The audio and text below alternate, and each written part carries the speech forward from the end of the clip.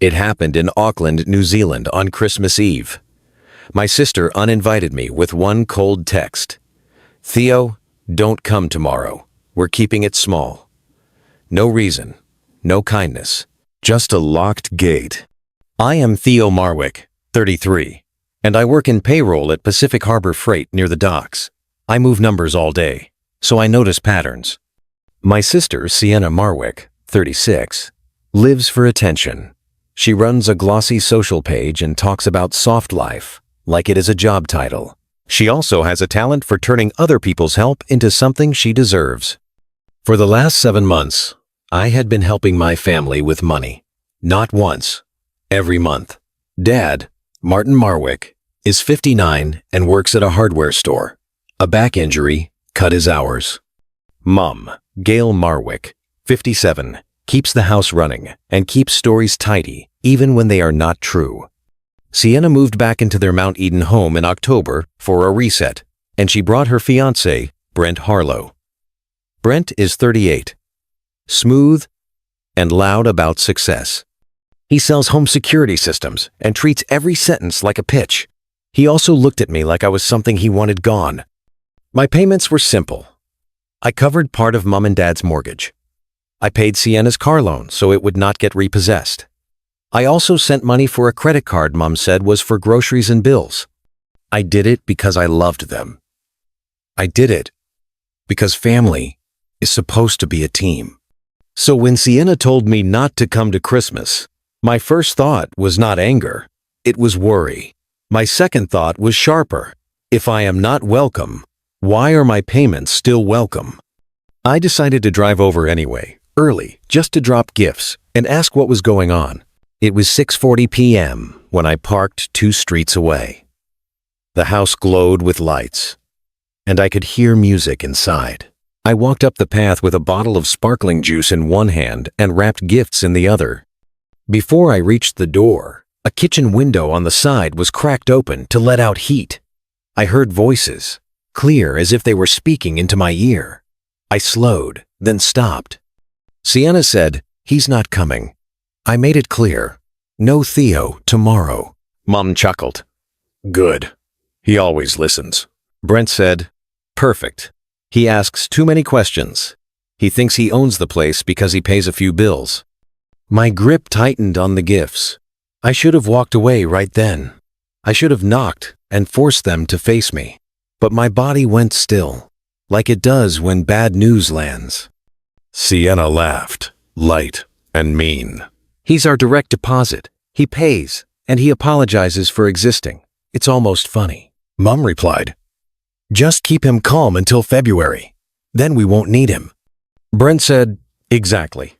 The refinance goes through, we pull equity, we clear the mess, and Theo can go back to his quiet little life." Sienna added, "And if he complains, we show him his own texts. Mom saved them, right? The ones where he said, 'I'll take care of it.' We can make it sound like a promise." Mom said, "Of course I saved them." My ears rang. I felt heat crawl up my neck.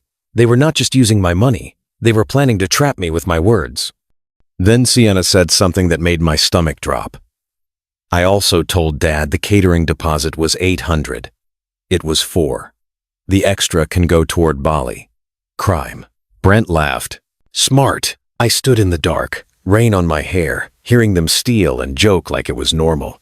In that moment, I understood the real reason I was uninvited. If I was not at the table, I could not see who was taking pieces. I backed away from the window, slow and silent. I did not knock. I did not go inside. I walked back to my car, like I was leaving a place I did not recognize. I sat in the driver's seat and stared at the glowing house. I did not cry. I did not scream. I opened my banking app and paused every transfer. Not canceled yet, just paused. A pause is a warning. Then I made 3 calls that would flip my family's Christmas upside down. The first call was to my cousin, Layla Kwan. Layla is 35, a property lawyer. She answered with holiday noise behind her. "Theo, what's wrong?" she asked. I told her what I heard through that window. I told her about February and the refinance. I told her about my paused transfers. Layla went quiet, then said, "Do not argue with them tonight. Do not warn them. Save every message. Screenshot everything. Tomorrow, we check the mortgage records and the title. If your money is paying that loan, you may have rights." "What about the texts Mom saved?" I asked. "Those texts are not a contract," she said. "But people can still try to use them. We stopped that by building a clear paper trail." The second call was to my friend Rafi Singh, a forensic accountant from work. When I explained the payments, his first question was sharp. "Have you checked your credit file lately?" he asked. "No," I said, and my stomach tightened. "You should," he replied. "People who treat you like an ATM sometimes get bold. They try loans, cards, anything. I can help you look tomorrow." My hands still shook, but my voice stayed steady. I was not planning revenge with fists. I was planning it with files, dates, and receipts from now on. I looked back at the house. The music kept playing. Inside, they were smiling. Outside, I was finally waking up. I made the third call with my thumb hovering over the name, because I still wanted one person in that house to be innocent. I tapped Dad's number and listened to the ring. Quick pause. Are you enjoying this Christmas story so far? Do you feel the tension building, and do you think I am making the right moves? Tell me your opinion about this situation, because I read the comments. And what do you think about my channel, TrueVenge Chronicles, if this is your first time here? Please write where you are watching from, like your country and city, so we can see our community. If you want part 2 with the biggest twist, hit subscribe right now and like the video. Your support helps me keep sharing stories like this one. Dad answered on the second ring. Christmas music thumped behind him. "Theo, Merry Christmas, son," he said. "Your mom told me you were working. I got off late. I lied, because I could not explode in his ear. Am I welcome tomorrow?" "Always," Dad said. "Why wouldn't you be?" "Sienna told me not to come," I said. Silence. Then I heard him walk away from the noise. "She said that? Since when does she run this house?" "I don't want to fight," I said. "I want truth." "You come," he promised. "I'll make sure it stays calm." Back in my apartment, I saved every message in a folder on my phone. At 11:47 p.m., Sienna texted, "Caterer raised the price. Send the extra tonight." I screenshotted it and did not reply. On Christmas morning, Rafi came over with coffee and laptop. "Credit check first," he said, then bank. My chest tightened as my report loaded. A loan inquiry sat there, dated 3 weeks ago, linked to my name and an old phone number. "That's not me," I said. Rafi nodded. "Then someone tried. We froze my credit. I emailed my bank's fraud team.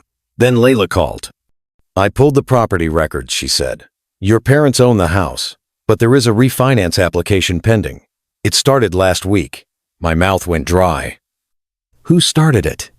"The contact email is your mother's," Layla replied, "but the phone number matches Brent's business line." I stared at the wall. February made sense now. Layla said, "You need a direct talk today, with a witness. Keep your voice steady.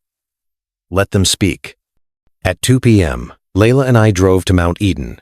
The driveway was full. Guests were inside. When I reached the door, Sienna opened it like she was guarding a secret. "Theo, why are you here?" she snapped. "Because you uninvited me," I said. "And because my money is tied to this house." And her eyes flicked to Layla.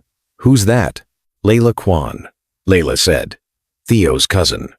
Mom appeared behind Sienna with a tight smile. Brent stood near the hallway, arms crossed. Dad was farther back, looking tired and worried.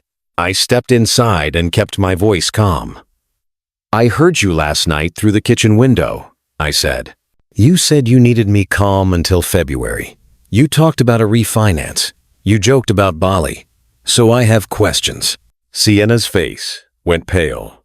"You were spying?" "The window was open," I said. I heard my name. Dad frowned. What is this about? I looked at him. Dad, there is a loan inquiry in my name that I did not request. Mum's smile vanished. Brent's jaw clenched. That's a mistake, Mum said quickly. Layla spoke before I could. There is also a refinance application on this house, she said. And it lists a phone number tied to Brent. Quote, end quote, quote, end quote, quote, quote. Dad turned to Mum. Gail, is that true? Mum hesitated. That pause was loud. Brent stepped forward, smooth voice on. We're just exploring options. The house needs stability. Stability for who? I asked. Sienna lifted her chin. For all of us. And you said you'd take care of things, Theo. You can't act like this now. Minus. You can't act like this. I nodded once. I can. Last night I paused every transfer. Today, I will cancel them. Mortgage help, car loan, and the card. All of it. Mum's face drained. You can't, she whispered. Guests stared from the living room. Someone turned the music down. Sienna's voice shook with anger. So you're punishing us on Christmas? No, I said. I'm stopping the leak. Tell me what happens in February. Sienna glanced at Mum, fast and scared. Dad's voice cracked. Sienna, Gail, what is February? Mum looked at the floor. We were trying to refinance, she admitted. The bank wouldn't listen. Brent said if we showed Theo's income, it would help the application. My stomach rolled. You used my income, I said. Brent threw up his hands. Nobody used anything. It was paperwork. Layla's tone stayed flat. Paperwork with his identity is fraud. Sienna snapped. He likes being the hero. He loves paying. It makes him feel needed. That one hit. Because I had wanted to be needed. I had confused that feeling with love. I looked at Dad. I love you, I said. But I won't be your wallet. If you want me in your life, we do it honest. Dad's eyes shined. I didn't know, he whispered. I believe you, I said. But I also heard Mum say she saved my texts to twist them. That ends today. Mum flinched. Theo, please. I shook my head. No more tricks. Brent leaned close, voice low. You're making enemies. Layla stepped between us. Back up. I moved toward the door. I will send a written request for every document tied to this refinance, I said. If my name appears, I report it. The payments are done. Sienna followed me, panic rising. Theo, we'll lose everything. Brent already told his parents you'd cover January. I paused and looked at her. You already chose life without me, I said. You just wanted my money to stay. Outside, rain dotted the car windshield. My phone buzzed before we even pulled away. A text from Sienna. Check your email. You have no idea what Brent filed. My heart sank. I opened my inbox at the next red light. There it was, from a lender. Subject line, loan application received. The application was under my name, and the date on it was today. I pulled into a quiet side street and parked, hands tight on the wheel. I clicked the email and saw the details. My full name, my date of birth, my old address, and a requested amount of $30,000. It listed a purpose as home improvement. Home improvement was their code for cash. Layla looked over my shoulder. Forward that to me, she said. I did. Then I called the lender's number in the email. A woman answered. Happy holidays. This is Koru Lending, she said. My name is Theo Marwick, I said. I did not apply for a loan. Her tone changed. Can you verify your identity? I answered her questions. Then she said, the application was submitted online today at 2:26 p.m. It used an email address ending in htech.nz. That's not mine, I said. Do you recognize the phone number? She asked, and she read it out. It was Brent's business line. I need you to flag it as fraud, I told her. Cancel it. Note that my identity was used without consent. Done, she said. I'll also add a note, so future applications require in-person verification. When the call ended, I felt relief, like I had stopped a train inches before it hit me. But it did not last. Raffi called me right then. Theo, I just got an alert, he said. Your account had a small test charge from an online loan portal. That's how they checked if your details worked. My stomach dropped. So they were testing my info. Yes, Raffi said. That means they have enough to try again. Layla said, we file a police report tonight. I stared at the rain on the windshield. My own family, I whispered. Layla replied, family is a word. Actions are the truth. A plan began to form, cold and clear. I would not storm back into that house. I would build a case, step by step, with proof they could not laugh away. Because now, it was not just about being uninvited. It was about stopping a theft that wore my sister's face. We drove to the local station, and I gave a short statement. The text uninvite, the overheard plan, the loan email, the phone number match. The officer wrote it down without judging my shaking hands at all. He gave me a report number and told me to keep records of every contact. Back in the car, I stared at Dad's last message. I'll talk to her. Part of me wanted to call him and warn him again. Another part of me knew Mom and Sienna would twist my words the second I spoke. Layla said, let them make the next move. People who feel entitled always push. I nodded, and I felt something hard settle inside me. Tomorrow, they would ask why the payments stopped, and I would be ready. Part 2. Boxing Day morning, December 26. I woke up to 6 missed calls from Sienna. I listened to none of the voicemails. I already knew what she would say. My paused transfers had hit their due dates overnight. The mortgage payment did not go out. The car loan did not go out. The credit card did not get its usual top-up. At 8:12 a.m., my phone rang again. I answered, calm. Theo, Sienna shouted. What did you do? What I needed to do, I said. My car payment bounced, she snapped. Mom's card got declined at the supermarket. Dad's mortgage app sent a warning. Why did the payments stop? There it was, the exact question she never expected to ask. She sounded offended, like my money belonged to her. I stopped them because someone tried to take a loan in my name, I replied. And because you plan to use me until February. Sienna laughed, sharp and fake. Oh my God. You're still on that? You embarrassed everyone yesterday. Now you're trying to punish us. I filed a police report, I said. Silence. Then a softer voice, almost sweet. Theo, don't be dramatic. Brent handles paperwork for us.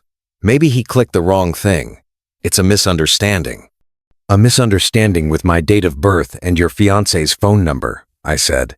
Sienna's breath came loud into the phone. Okay, fine. What do you want? I want documents, I said. Every refinance form, every loan form, every message Mum saved to twist. We meet tomorrow at 9 a.m. at Layla's office. Sienna scoffed. I'm not meeting your lawyer, cousin. Then you can explain it to the police, I said, and I hung up. My hands shook after I ended the call, but my voice had not. That was the strangest part. I felt like a different person, one who finally knew his worth. Raffi came over an hour later. He had printed pages in his hand, and his face was serious. I did a deep check, he said. The loan portal used to apply under your name logs and IP address. The lender gave it to Layla after your fraud call. It came from a business network in Newmarket. That's where Brent's office is, I said. Raffi nodded. Also, there were 2 small test charges on your account over the last month. They were building confidence that your details worked. Layla arrived soon after, carrying a thin file and a longer patience than I had. We have 2 goals, she said. Stop further harm and make sure the truth cannot be denied. What's the move? I asked. Layla tapped the file. First, we send formal notices to your bank, the lender, and your parents. Second, we request the refinance paperwork from the broker. Third, we invite Sienna, Brent, and your mother to a meeting. If they refuse, it looks bad. If they show up, we document what they say. Rafi added, and we watch their next step. People who feel trapped often try one last grab. At 11 a.m., Dad called me. His voice sounded older than yesterday. Theo, he said, your mother is crying. Sienna is screaming. Brent is acting like this is all your fault. What's happening? I kept my tone gentle. Dad, I didn't cause this. Their choices did. I need you to do one thing for me. Anything, Dad said. Ask Mum for the refinance papers, I said. Not later. Now. If she won't show you, that tells you everything. Dad went quiet. I heard him breathe. Okay, he said. I'll ask. An hour passed. Then Dad texted. She says Brent has them. She says not to worry. My jaw tightened. Dad, I texted back. Worry. Layla wrote up a simple letter, clear and firm, telling my parents that I withdrew any consent to use my income, identity, or banking details in any application. She also demanded copies of all documents that referenced me. She emailed it and printed copies for service. At 3 p.m., I went to my bank branch in person. I closed the old account tied to those transfers and opened a new one with new security steps. The banker looked at me with sympathy as I explained fraud by someone close. This happens more than people think, she said. You're doing the right thing. By evening, Sienna had texted me 20 times. She jumped between anger and begging. You're ruining Christmas. In a screen to this files, Mom is sick. You owe us after all we did for you. Just pay January and we'll forget it. I saved every message. At 9:30 p.m., Layla called. Sienna responded, she said. Is she coming to the meeting? I asked. She says yes, Layla replied, but Brent insists on meeting at the lender's office instead. He claims he can clear it up there. He set an appointment for tomorrow morning, same time, 9. My stomach turned because I heard the trap inside that offer. Brent wanted control of the room. He wanted to talk to the lender, not to a lawyer. Layla's voice stayed calm. I called the lender, she continued. They agreed to let us attend. They also agreed to have security present, and the officer who took your report said he can stand by if needed. Rafi whistled. Brent thinks he's the smartest man in Auckland, he said. Let him prove it. I stared at my calendar. December 27, 9 a.m. Koru Lending, the same place that sent the confirmation email under my name. If Brent showed up with fake confidence and real fraud, tomorrow would be the day he learned what happens when the payments stop. That night, I could not sleep. I laid my documents on the table like weapons, screenshots, the police report number, and my bank statements. I also laid out one clean shirt because I refused to look messy in a room where they had tried to paint me as weak. At 2 a.m., Dad texted, "Please be careful." I replied, "I will, I promise." Quick pause. Are you enjoying this Christmas story so far? Do you feel the tension building? And do you think I am making the right moves? Tell me your opinion about this situation, because I read the comments. And what do you think about my channel, TrueVenge Chronicles? If this is your first time here, please write where you are watching from. Write your country and city so we can see our community. Hit subscribe right now and like the video. Your support helps me keep sharing stories like this one. December 27 arrived bright and windy. At 8:45 a.m., Layla and I walked into Koru Lending with Rafi behind us. The office smelled like printer ink and cheap coffee. A security guard stood near the front desk, and a woman in a navy blazer greeted us. I'm Mara, she said. I handle fraud cases. Thanks for coming in. Layla introduced herself and slid my police report number across the counter. Mara nodded and led us into a small meeting room with a glass wall. I could see the lobby through it. That was the point. Public spaces make liars careful. At 9:02 a.m., Brent walked in, wearing a crisp shirt and a smile that looked practiced. Sienna followed him, sunglasses on, even indoors. Mom came last. She kept her chin high, like she was entering a church. Brent sat across from me and said, "Theo, this is a waste. We can fix this in 5 minutes." Mara opened a folder. "We will," she said. "But we need facts." Brent turned to her. "I'm here to speak on Theo's behalf," he said. "He gets anxious with paperwork." I almost laughed. He was still trying to shrink me. Layla said, "No, Theo speaks for himself. Brent is not authorized." Mara looked at Brent. "Do you have written authority?" she asked. Brent's smile twitched. "Not with me." Mara's voice stayed polite, but firm. "Then you will not speak for him." End quote. Sienna leaned forward. "This is ridiculous," she said. "We're family. He promised to help us, and now he's acting like we robbed a bank." Mara slid a printed page toward Sienna. "A loan application was submitted under Theo's name," she said. "It used a phone number tied to Brent. That is serious." Mom gasped. "It was a mistake," she said. "Brent was only checking rates." Mara turned the page. "The application also included a photo of an ID," she said. "Theo, is this your ID?" My throat tightened. The photo on the page was my driver's license, scanned. "That's my license," I said, "but I did not scan it for them." Sienna's sunglasses slipped down her nose. "How did you get that?" she whispered, then caught herself as if she had asked the wrong question. Raffi spoke softly. "You left your wallet at your parents' house last month, Theo," he reminded me. "After Dad's birthday dinner." I remembered. I had searched for it for hours. Mom had found it. On the counter, the next day. Layla looked at Mom.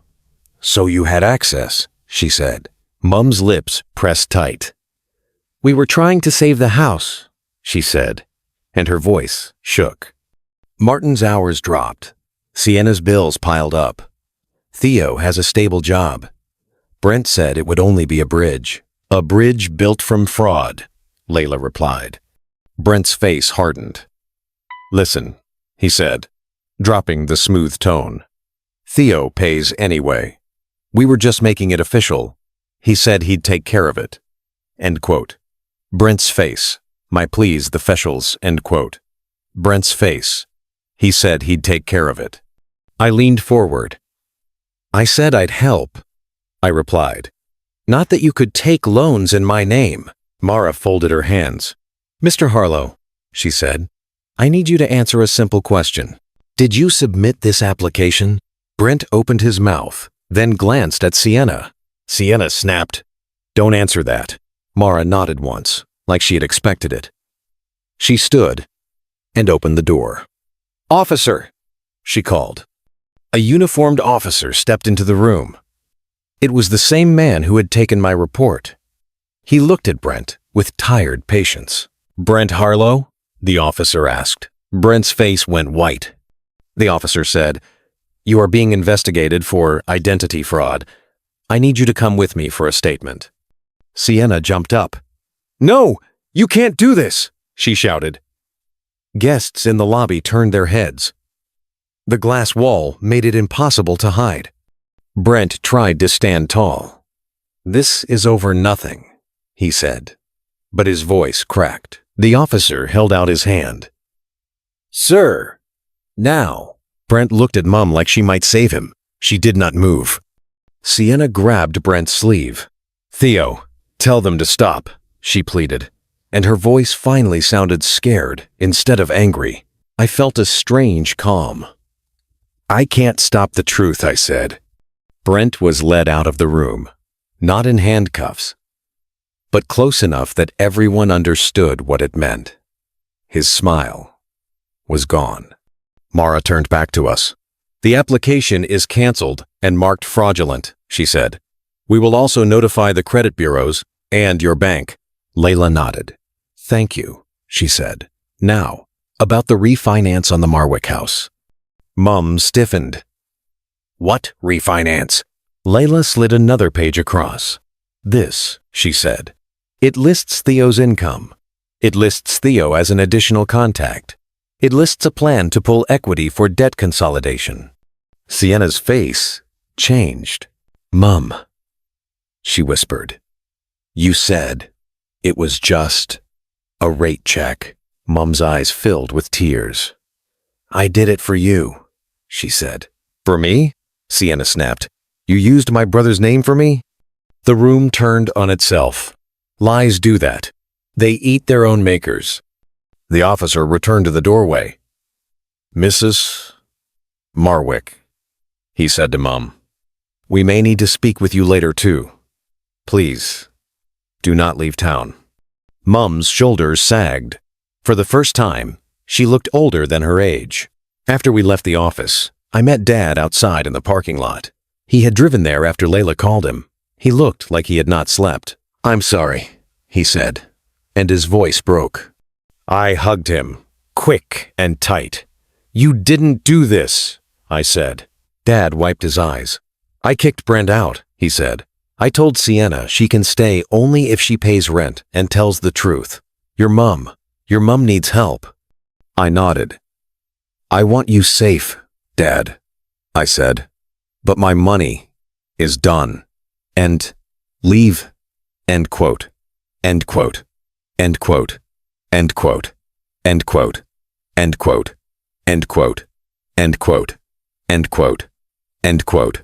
End quote. End quote. End quote. End quote. And I understand, he whispered. And I believed him. Over the next week, reality hit fast. Brent's employer suspended him. Layla helped me file to recover some money I had paid on Sienna's car and the grocery card because the statements showed shopping sprees in hotels.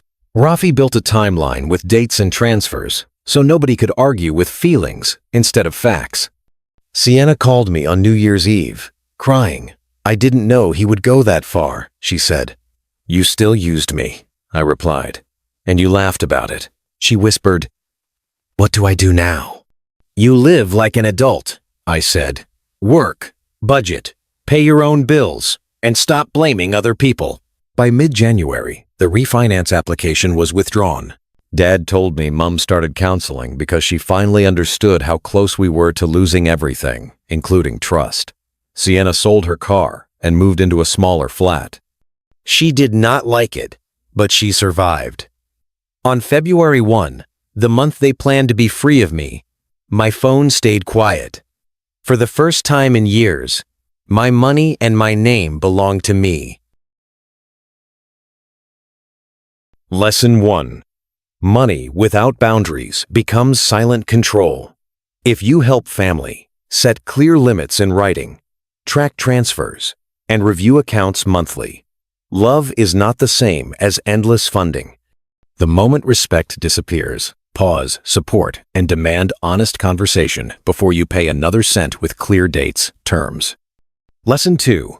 When betrayal hits, don't rush into shouting. Slow down and collect proof. Save texts, take screenshots, check credit, and call experts who know the rules. Calm action protects you.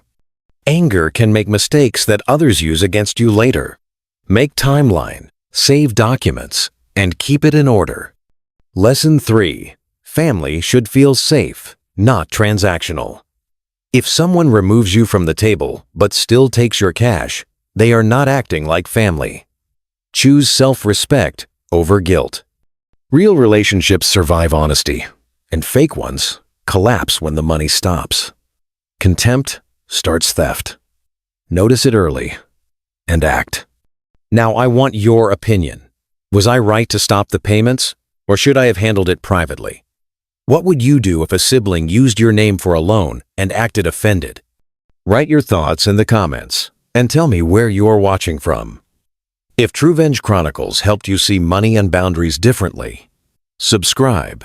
Try one lesson this week. Review your finances, set one limit, and protect your peace. Thank you so much for being here and supporting me. I truly appreciate every like, every comment, and every subscribe. It means more than you know, and it motivates me to keep bringing you stronger, more emotional, and more satisfying stories. If you already subscribed, thank you from the bottom of my heart.